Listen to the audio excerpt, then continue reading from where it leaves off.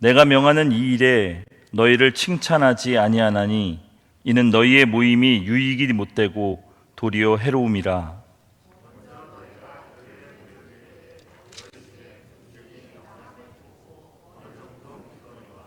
너희 중에 파당이 있어야 너희 중에 옳다 인정함을 받은 자들이 나타나게 되리라.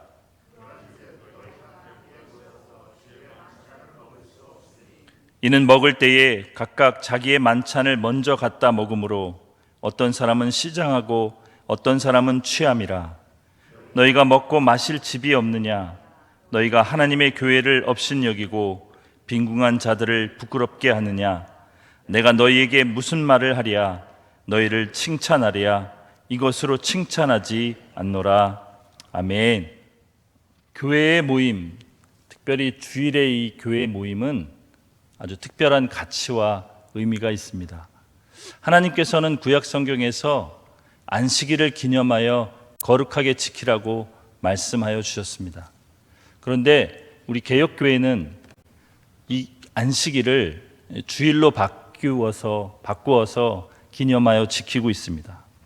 이 기념하다라는 말의 의미는 과거에 일어난 사건을 현재에도 이루어질 것처럼, 현재에도 적용되고 영향력을 끼치는 것처럼 인정하고, 또한 미래에도 그러할 것을 확신하는 것이 이 기념하다라는 말의 의미입니다. 그래서 우리 교회는 안식일의 의미보다 주님께서 그 십자가에서 우리를 구원하시기 위해서 죽으시고 부활하신 이 주일을 기념하여 지키게 된 것입니다. 교회는 주일에 모여서 마땅히 행해야 할 일들이 있습니다. 그것은 바로 하나님을 예배하는 것입니다. 하나님 앞에서 우리가 예배하는 요소들을 하나님께서는 우리에게 하나님의 은혜를 받을 수 있는 중요한 방편으로 허락해 주셨습니다. 우리가 하나님 앞에서 벌거벗은 모양으로 하나님 앞에 나아가는 것, 그리고 우리 내면에 있는 모든 것을 하나님 앞에 고하고 우리 연약함을 인정하며 주의 도우심을 구하는 것이 기도입니다. 하나님께서 행하신 일, 그리고 앞으로 하나님께서 행하실 일들을 신뢰하고 기대하고 감사하며 노래하는 것이 찬양입니다. 그리고 그렇게 매일 우리와 함께 동행하시며 연약하고 죄 많은 우리를 구원에 이르도록 역사하시는 그 하나님께 감사하는 것입니다. 매일매일의 삶 가운데 역사하신 그 하나님을 위하여서 우리가 가진 것 중에 일부를 정성을 다해 드리는 것이 헌금입니다. 그리고 시간과 육체를 들여 마음을 들여 봉사와 섬김의 일을 하는 것입니다. 그 중에 아주 중요한 일이 있습니다. 그것은 세상의 모든 것을 내려놓고 하나님이 말씀하시는 말씀 앞에 말씀을 듣는 시간, 설교입니다. 이 모든 것이 우리가 교회로 모이기 때문에 행해야 하고 행해져야 할 마땅한 일들입니다. 그런데 그 일들을 이 고린도 교회는 잘 행했습니다. 그런데 오늘 성경 본문의 말씀은 주님께서 이 교회 안에 있는 마땅히 행해져야 될 이 일들을 통해서 오히려 책망하는 모습들을 나타내주고 있습니다. 오늘 말씀을 우리가 묵상하면서 우리가 하나님께 드려지는 이 예배의 모든 것들, 하나님께서 우리에게 주신 이 은혜의 방편들이 우리 가운데 역사하실 수 있도록 우리가 깨닫고 결단하는 귀한 시간이 되시기를 바랍니다. 우리 먼저 17절 함께 읽어보겠습니다. 내가 명하는 이 일에 너희를 칭찬하지 아니하나니 이는 너희의 모임이 유익이 못되고 도리어 해로움이라.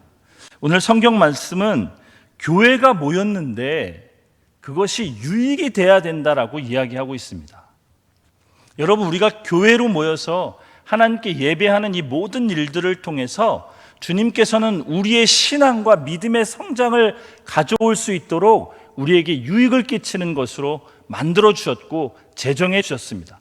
그래서 우리가 그것을 마땅히 지켜나가는 것입니다. 우리가 교회에 모여서 행해지는 이 모든 것들을 통해서 우리에게 영적으로, 육적으로, 그리고 우리의 삶 가운데에 놀라운 유익이 있는 것입니다. 그것이 우리가 마땅히 행해야 되는 이 일들, 이 은혜의 방편들을 그 본질에 맞게 정당하게 행했을 때에 우리에게 이루어지는 것들입니다. 그런데 그것을 우리가 개인의 이기적인 것들로, 세상의 가치로 바꾸어 버렸을 때는 그것은 우리에게 유익이 되지 않고 오히려 해로움을 끼친다고 성경은 이야기하고 있습니다. 하나님께서는 우리가 교회로 모여서 하나님 앞에 드려지는 이 예배가 우리 성도들과 교회를 유익하게 하는 것이 아니라 해롭게 되지 않을 것인지 우리로 하여금 우리 자신을, 교회를 살펴보기를 원하시는 것입니다. 그러면 이 해로움은 어떤 모습으로 교회에 나타나게 되는 것일까요? 첫째는 우리 18절에 나와 있습니다. 우리 18절 말씀 함께 읽겠습니다. 먼저 너희가 교회에 모일 때에 너희 중에 분쟁이 있다함을 듣고 어느 정도 믿거니와. 첫 번째는 교회 안에 분쟁이 일어납니다. 오늘 성경에서 쓰여진 이 분쟁이라는 이 헬라어의 말뜻은 마음이 상하거나 속상하여서 다른 사람이나 혹은 교회의 지도자, 또 교회를 향하여서 서운해하고 미워하고 싫어하고 거리를 두게 되는 현상을 말합니다. 여러분, 우리가 교회에 나와서 우리 교회 모임 가운데서 하나님께 예배하고 은혜의 방편을 덧입는데 어떻게 우리들 각자의 마음속에 이 분쟁이 일어날 수 있겠습니까? 하나님을 예배하고 감사하고 기도하고 찬양하고 헌금하고 섬김과 봉사를 하는데 어떻게 우리 안에 이러한 일들이 일어날 수 있겠습니까? 그것은 우리가 행하는 그 일들이 하나님께서 제정하는 방법대로 행해지지 않았다는 증거가 되는 것입니다. 여러분과 제 안에 만약에 하나님께서 선포하시는 말씀을 대언하는 목사님들과 교회 지도자를 통해서 전해지는 그 말씀을 듣고 속상함이나 서운함이나 싫어함이나 이런 것들이 일어난다면 여러분과 저는 말씀 듣기를 잘못하고 있다는 증거입니다. 유익이 되어야 할 그것이 해로움으로 나타나는 첫 번째 증상이 바로 분쟁이라고 오늘 말씀은 이야기합니다.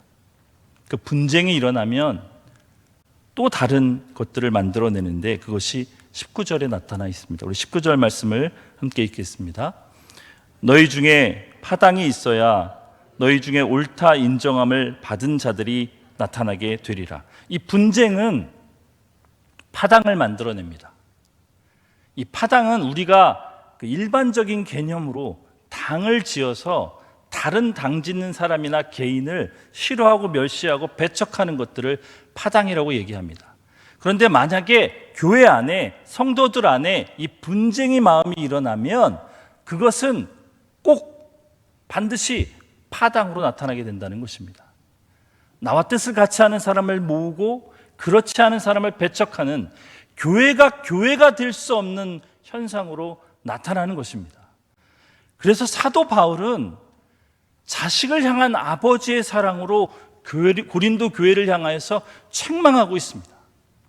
17절에 내가 너희를 칭찬하지 아니하고 책망하노니라고 이 번역한 이 말은 오히려 성경의 원어대로 하면 내가 너희들을 책망하고 도저히 칭찬하지 못하겠노니 이렇게 번역할 수가 있습니다. 다시 말하면 고린도 교회 안에 잘한 일들도 물론 있지만 정말 중요한 것, 교회로서 마땅히 행해야 될 그것에 교회가 아닌 것들, 거짓된 것들, 죄된 것들이 들어왔다는 이야기입니다. 그것을 살피라고 오늘 말씀은 이야기하고 있습니다. 그러면서 성만찬에 대한 이야기를 합니다. 여러분, 제가 처음 말씀을 시작할 때 기념하다라는 것에 대해서 이야기했습니다. 교회가 기념하는 것 중에 가장 중요한 것이 바로 성만찬입니다. 주님께서 죽으시고 부활하신 것, 주님께서 자신의 몸과 피를 우리를 향해서 나눠주신 그것을 기념하여 행하는 것이 성만찬이고, 그것이 없는 교회는 교회가 아니다라고 역사적으로 이야기해갖고 가르쳤습니다. 그것을 사도 바울은 이야기하고 있습니다. 교회 안에, 성도들 안에 예배하러 모이는 그 모임 가운데서 그 모임이 하나님의 말씀대로, 하나님이 제정하신 그 원칙대로 지켜지지 않을 때 그 안에 분쟁과 파당이 일어나고, 오히려 가장 거룩하고 가장 신성하며 가장 은혜를 받아야 될 그 성만찬까지도 다른 사람에게 상처를 입히는 어떤 것으로 전략하고 만다는 것입니다. 사랑하는 여러분, 오늘 주일입니다. 오늘 이 땅의 모든 교회가 예배하기 위해서 모입니다. 우리도 예배하기 위해서 모입니다. 여러분과 제가 하나님 앞에서, 저 놀라운 십자가 앞에서 과연 예배로 나아가고 있는지, 우리의 모임이 오늘 성경의 말씀처럼 우리에게 유익함이 있는지 자기 자신을 살피며 말씀 앞에 다시 한번 회개로 나아가셔서 복된 날, 거룩한 날, 여러분과 제가 영적으로 성장되어지는 복된 날 되시기를 예수님의 이름으로 축복합니다. 기도하겠습니다.